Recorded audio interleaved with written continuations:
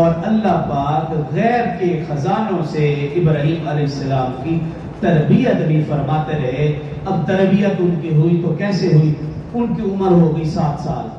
اسی غار میں پلے بڑے، نہ کسی مدرسے گئے، نہ کسی سکول، نہ کسی استاد کے پاس. اب 7 سال عمر، والدہ آئی.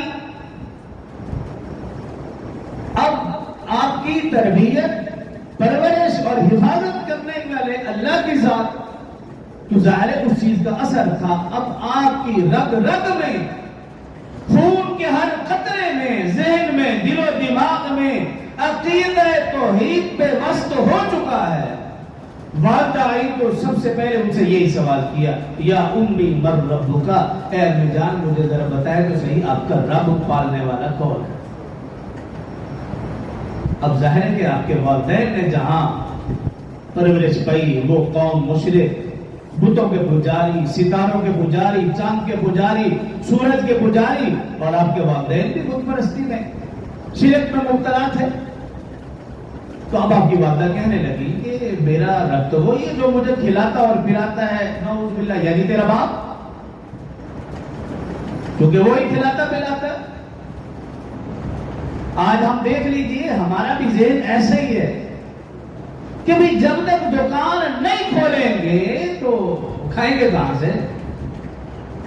جب تک ملازمت میں نہیں جائیں گے، فیکٹری نہیں جائیں گے، محنت مزدوری نہیں کریں گے تو کھائیں گے کہاں سے؟ یعنی ہمارا یقین اللہ پر نہیں، دکان کے اوپر ہے، فیکٹری کے اوپر ہے، ملازمت کے اوپر ہے، محنت کے اوپر ہے. تو یہ تو سبق کے درجے میں ہے. اس کا یہ مطلب ہر دنیا اگر کوئی شخص ہر چیز چھوڑ چھاڑ کر مسجد میں بیٹھ جائے اور کہے جی میں اللہ کے گھر میں بیٹھا اللہ مجھے رزق پہنچائے، یہ بھی بے وقوفی ہے. انسان کے ذمہ ہے سبب اختیار کرنا، لیکن رزق دینے والی ذات وہی اللہ ہے.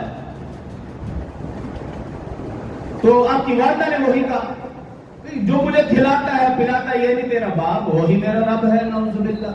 پھر پوچھا اچھا تو جو میرے والد ہیں ان کا رب کون؟ کہا جو انہیں کھلاتا پلاتا ہے، یعنی نمرود.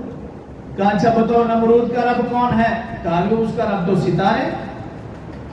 اور پھر پوچھا اچھا بتاؤ ستاروں کا رب کون ہے؟ جب یہ بات کہی تو والدہ لاجواب ہو گئی، لیکن حیران ہو گئی، پریشان ہو گئی کہ یہ عجیب سے سوال کر دیا. تھی بت پرست. اب جب گھر گئی ابراہیم علیہ السلام کے والد سے یہی بات کہی کہ آج تو اس بچے نے عجیب سوال کیا ہے، اور وہ جو مکالمہ تھا وہ سنا دیا ابراہیم علیہ السلام کے والد کو. تو جب انہوں نے سنا تو انہوں نے فوراً کہا کہ لگتا ہے کہ یہ بچہ ہمارا دشمن ہے.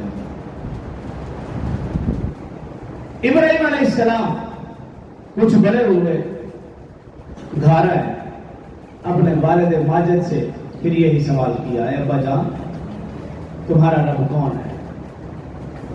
باپ نے بھی وہی نمرود، ستارے، یہ بات دہرائی. تو ابراہیم علیہ السلام نے باپ کو بھی دام کو تبلیغ کی کہ یہ تو سب مخلوق ہے، ستارے مخلوق ہے، چاند مخلوق ہے، سورج مخلوق ہے، یہ نمرود یہ مخلوق ہے، اس کا بھی تو آخر نمرود کا بھی کوئی رب ہے، ستاروں کا، سیاروں کا، سورج کا، چاند کا، اس کا بھی کوئی رب ہوگا. قال بل ربكم رب السماوات والارض الذي فطرهن وانا على ذلك من الشاهدين. کہا کہ بلکہ میرا اور تمہارا رب تو وہ ہے جس نے اس زمین و آسمان کو پیدا کیا ہے، اور اس کے اوپر میرے پاس بہت زیادہ دلائل بھی ہیں.